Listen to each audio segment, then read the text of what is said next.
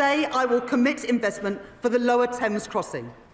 And we're continuing to drive investment in city-region transport, in the Midlands Rail Hub and the Transpennine route upgrade, along with our commitments to the Northern Growth Corridor, including Northern Powerhouse Rail. It is this Labour government that has overhauled our planning system, and I will today provide further funding to increase planning capacity through a new skills offer, as called for by the British Chamber of Commerce and the Confederation of British Industry. It is this Labour government that has invested in nuclear power, in Sizewell C and in Culham. We are taking forward our commitment to slash electricity prices for thousands of manufacturing businesses, as Make UK and many others have called for. And today I'm pleased to welcome John Finkelton's report, an ambitious plan to cut the red tape that has tied our nuclear industry in knots for decades. And within 3 months, we will set out our plan for delivering his recommendations. We are proud of our industrial heritage, and we are determined to build the industry of the future so that we buy, make and sell more here in Britain.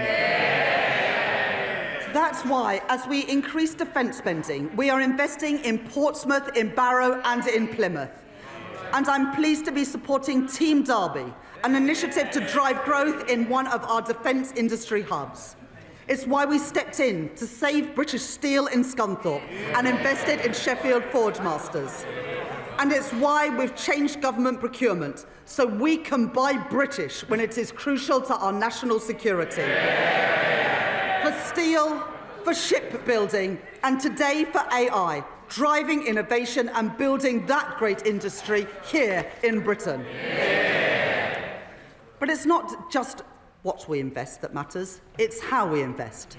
Putting money and power back in the hands of local and regional leaders.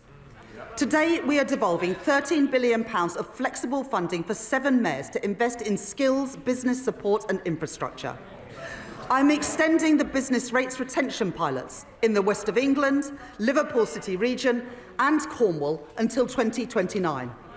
I'm providing £30 million for the Kernow Industrial Growth Fund for sectors like critical minerals and marine innovation. I am establishing the Leeds City Fund, a long-term agreement to retain business rates to fund local regeneration projects like the development of Leeds South Bank, and I am allocating £20 million for the new Peterborough Sports Quarter and £16 million for a science centre in Darlington from the Growth Mission Fund.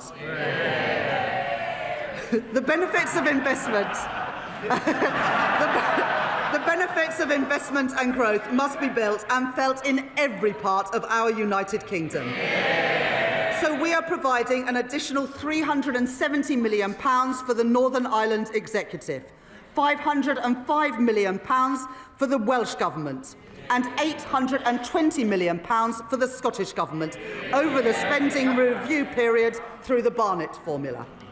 And I am making... Sorry, I didn't quite catch that from the SNP. Did they not? Perhaps, Madam Deputy Speaker, they didn't hear. £820 million for the Scottish Government over the spending review period because Anna Sawa asked us to. And I'm making targeted investments in our industrial strategy sectors across the UK.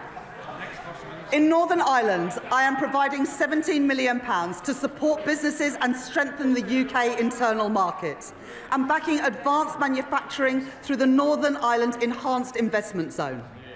Wales will be the host for 2 AI growth zones, creating more than 8,000 jobs, supported by a £10 million investment in the semiconductors critical for that industry. And we are building the UK's first small modular nuclear reactors with Rolls-Royce at Wilfer in Anglesey. 2 Labour governments working together in Wales to deliver for the people of Wales. And in Scotland, I'm committing over £14 million for low-carbon technologies in Grangemouth, £20 million to renew infrastructure at Inchgreen in Inverclyde, and £20 million to redevelop Kirkcaldy Town Centre and Seafront, with construction starting next year. And that's on top of the UK's biggest ever warship export deal with the Norwegian government to build frigates in Glasgow, supporting 4,000 jobs. Investment opposed by the SNP, jobs opposed by the SNP, defence opposed by the SNP, but secured by this Labour government. A growing economy needs strong foundations of economic stability, with borrowing, inflation down and investment up. That is good for business, and it is good for working people, so they have more money in their pockets. Economic stability, safeguarded by ironclad fiscal rules, is our best defence against rising prices and the best way to improve living standards. We've all seen the alternative. 3 years ago, in their clamour to cut taxes for the richest, the Tories under Liz Truss crashed the economy and sent mortgage rates spiralling and brought pensions to the brink.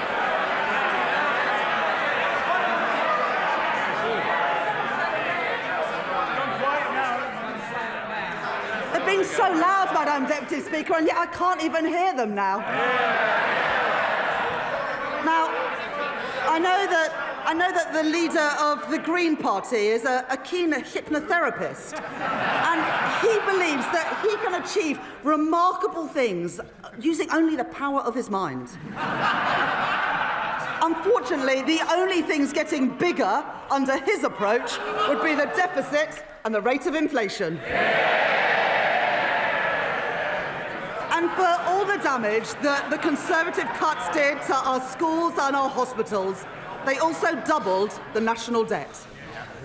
Our net financial debt this year will be £2.6 trillion, 83% of GDP, meaning that today, 1 in every £10 that government spends is on debt interest. Not on paying down that debt, but just on paying the interest on the debt that we inherited from the Conservatives.